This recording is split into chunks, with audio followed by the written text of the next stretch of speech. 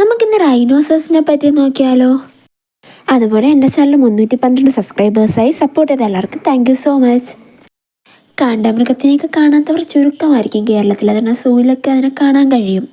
വലിയ ശരീരവും അതുപോലെ ശക്തമായ കൂർത്തൊതുങ്ങിയ കാലുകളുമാണ് ഇവയ്ക്കുള്ളത്. കൂർത്ത മൂക്കിന് മുകളിൽ 1 അല്ലെങ്കിൽ 2 കൊമ്പുകളാണ് ഇവയ്ക്ക് കാണപ്പെടുന്നത്.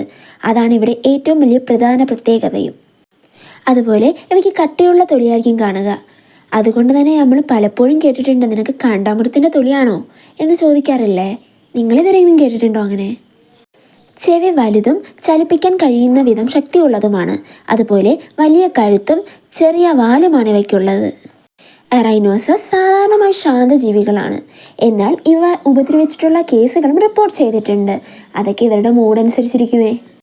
ഇവ ടെറിട്ടോറിയൽ സ്വഭാവം കാണിക്കുന്നവയാണ്. എന്ന് വച്ചാൽ ഇവയുടെ പ്രദേശം ഇവയുടേത് മാത്രമായിരിക്കും. മറ്റൊരു ജീവിയെയും പ്രവേശിക്കാൻ ഇവ അനുവദിക്കാറില്ല. ഇവ പ്രധാനമായും ഹെർബിവോറസ് ആണ്.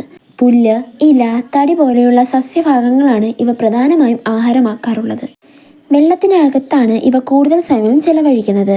ഇവ വൈറ്റ് റൈനോസസ്, ബ്ലാക്ക് റൈനോസസ്, ഇന്ത്യൻ റൈനോസസ്, ജവാൻ റൈനോസസ് എന്നീ സ്പീഷീസുകളിൽ അറിയപ്പെടുന്നുണ്ട്. ഇവയുടെ കൊമ്പുകൾ മരുന്നുകൾ നിർമ്മിക്കാൻ ഉപയോഗിക്കുന്നത് കൊണ്ട് വേട്ടക്കാർ ഇവയെ വേട്ടയാടുന്നു. അതിനാൽ ഇവ വംശനാശ ഭീഷണി നേരിടുന്ന ജീവികളാണ്. IUCN റെഡ് ലിസ്റ്റിൽ ഇവയെ ഉൾപ്പെടുത്തിയിട്ടുമുണ്ട്. Thanks for watching my video. ഇഷ്ടമായ ലൈക്കും സബ്സ്ക്രൈബും ചെയ്യാൻ മറക്കല്ലേ. അതുപോലെ ഇഷ്ടമായോ ഇല്ലയോ എന്ന് കമൻറ്റും കൂടെ ചെയ്യുക.